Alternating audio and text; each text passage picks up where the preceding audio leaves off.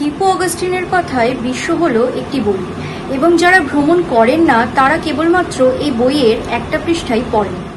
ভ্রমণ পিপাসু মানুষদের কাছে ভ্রমণ যেন একটি মন ভালো করার ওষুধের মতো। সেটা আপনার দুদিনের ছোট ট্যুর হতে পারে, অথবা হতে পারে 15-16 দিনের বড় ট্যুর। কিন্তু ছোট হোক বা বড়, আপনার রোজগার জীবনের একঘেয়েমি, হতাশা, মন কেমনের থেকে কয়েকদিনের ছুটি পেতে হলে ভ্রমণের থেকে ভালো উপায় হয়তো আর পাবেন না। তাই আসুন আজ গ্লোবাল 24x7 এর সাথে পাড়ি দেবেন স্বপ্নের শহর লেহতে।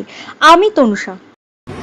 লাদাখ বলতেই আমাদের চোখের সামনে যা ভেসে ওঠে সেটি হলো নীল আকাশে তুলোর মতো ভাসতে থাকা সাদা মেঘ, সবুজহীন রুক্ষ পাহাড় এবং আমাদের অতি পরিচিত একটি লেক যা আমরা প্যাংগং লেক নামে চিনি। লাদাখের গড় উচ্চতা সমুদ্রপৃষ্ঠ থেকে প্রায় 11,500 ফিট এবং অতিরিক্ত উচ্চতার ফলে সবসময় এখানে মারাত্মক ঠান্ডা। লাদাখ একটি বৃষ্টির ছায় অঞ্চল। এখানকার প্রকৃতি, মানুষজন, তাদের জীবনযাপন সবকিছুই যেন একটু আলাদা। জানলে হয়তো অবাক হবেন, সূর্যাস্তের পরে এখানে সন্ধ্যা হতে হতে বেজে যায় প্রায় 7:30। লাদাখ ভ্রমণের আদর্শ সময় জুন থেকে অক্টোবর মাস পর্যন্ত বলা যায়। বছরের বাকি সময় এখানে অতিরিক্ত ঠান্ডার জন্য বেশিরভাগ হোটেলই প্রায় বন্ধ থাকে। অতিরিক্ত উচ্চতায় অবস্থিত হওয়ায় এই শহরে প্রচণ্ড ঠান্ডার সাথে বাতাসে অক্সিজেনের মাত্রাও খুব কম। তাই সমতল পৃষ্ঠে থেকে অভ্যস্ত মানুষের ক্ষেত্রে লাদাখ ভ্রমণের সময় উচ্চতাজনিত কিছু সমস্যা হতে পারে, যা সংক্ষেপে AMS অথবা অ্যাকিউট মাউন্টেন সিকনেস নামেও পরিচিত। এর জন্য মাথা ব্যথা, মাথা ঘোরানো, বমি বমি ভাব, খাবার ইচ্ছা না থাকা, দুর্বল লাগা এবং শ্বাসকষ্ট ইত্যাদি কিছু সমস্যার সম্মুখীন হতে পারেন। কিন্তু এতে ঘাবড়ানোর মতো কিছু নেই। প্রয়োজনীয় ওষুধপত্র কাছে রাখলে ও কিছু নিয়ম মেনে চললে সমস্যার সম্মুখীন হওয়ার কথা নয়। তবে অতিরিক্ত শ্বাসকষ্টজনিত কোনো সমস্যা থাকলে আগে থেকে ডাক্তারের পরামর্শ নিয়ে ভ্রমণ করাই শ্রেয়। লাদাখ ভ্রমণে দর্শনীয় স্থানের মধ্যে রয়েছে থিকসে গুম্ফা, দীক্ষিত গুম্ফা, হেমিস গুম্ফা, প্যাংগং লেক, নুব্রা ভ্যালি ইত্যাদি। এছাড়াও লে শহরটিতে রয়েছে একটি ছোটোখাটো ম্যাল। চাইলেই ম্যালে বসে ঘুরে কাটিয়ে দিতে পারেন কিছুটা সময়। থিকসে গুম্ফা দর্শনের ক্ষেত্রে বেশ খানিকটা চড়াই সিঁড়ি ভাঙতে হবে আপনাদের। এছাড়াও ঘুরে দেখে নিতে পারেন 3 ইডিয়টস ছবিতে প্রদর্শিত অতি পরিচিত র্যাঞ্চো স্কুল। এই স্কুলের বাচ্চাদের সহজ সরল মুখগুলো দেখলে, স্কুলের শান্ত পরিবেশকে স্বচক্ষে উপলব্ধি করলে আপনার মন ভালো না হয়ে থাকতেই পারবে না। এছাড়া দীক্ষিত গুম্ফায় আছে 108 ফুট উচ্চতা বিশিষ্ট ভগবান বুদ্ধের মূর্তি, আর তাকে ঘিরেই রয়েছে বাদামি রঙের রুক্ষ পাহাড় এবং নীল ঝকঝকে আকাশ। এখানে পৌঁছে মনে হয় পাহাড়ের এই রূপ আর সৌন্দর্য দেখেই যেন কাটিয়ে দেওয়া যাবে পুরো একটা যুগ। লাদাখ ভ্রমণের আরও একটি আকর্ষণীয় স্থান হলো নুব্রা ভ্যালি।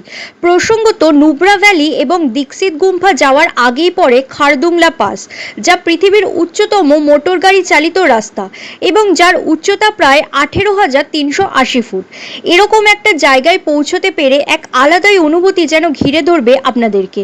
চারিদিকে সাদা বরফ, আর তারই মাঝে মানুষের আনন্দ উল্লাসের চিত্র মনকে করে তুলবে ফুরফুরে এবং প্রাণবন্ত। নুব্রা ভ্যালিটি হলো লাদাখে অবস্থিত এক মরুভূমি যা কোল্ড ডেজার্ট নামেও পরিচিত। এই ভ্যালির উল্লেখযোগ্য বৈশিষ্ট্য হলো দুকুচওয়ালা উট। নুব্রা ভ্যালিতে এসে এই অদ্ভুত ধরনের দুকুচওয়ালা উটে চড়ার সুযোগ কিন্তু কোনোভাবেই হাতছাড়া করবেন না, না হলে কিন্তু সারা জীবনের মতো এ এক বড়সড় আফসোসই থেকে যাবে। সবশেষে লাদাখ সফরের সবথেকে উল্লেখযোগ্য স্থানটি হলো দ্য প্যাংগং লেক। 3 ইডিয়টস ছবিতে প্রদর্শনের ফলে এই লেক এখন লোকমহলে সুপরিচিত এবং অত্যন্ত জনপ্রিয় একটি ট্যুরিস্ট স্পট।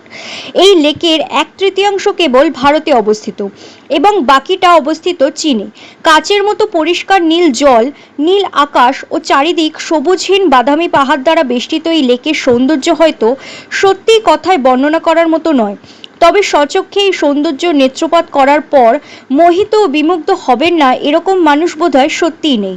লাদাখ সফর হয়তো আপনাদের শেষ হবে এখানে, কিন্তু মনের স্মৃতিকোটরে রয়ে যাবে লাদাখ ভ্রমণের অবিস্মরণীয় কিছু স্মৃতি, যা সারা জীবনের জন্য এক সঞ্চয় হয়ে থেকে যাবে আপনার মনের অন্তরে। এবার আসা যাক লাদাখ ভ্রমণের জন্য কিছু গুরুত্বপূর্ণ তথ্য যা লাদাখ ভ্রমণের আগে আপনাদের জেনে রাখা উচিত। লেতে পৌঁছানোর জন্য শ্রীনগর থেকে শ্রীনগর লে হাইওয়ে হয়ে অথবা মানালি থেকে সড়কপথে জেসপা কেলং হয়ে পৌঁছে যেতে পারেন লেতে, অথবা দিল্লি থেকে ফ্লাইটে করে একেবারে পৌঁছে যেতে পারেন লেতে।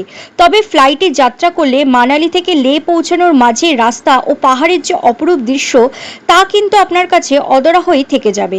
এছাড়াও হঠাৎ করে সমতল থেকে অতিরিক্ত উচ্চতায় পৌঁছাবার ফলে শরীরকে ঠিক রাখতে অন্ততপক্ষে একদিন আপনাকে হোটেলে রেস্ট নিয়ে কাটাতেই হবে।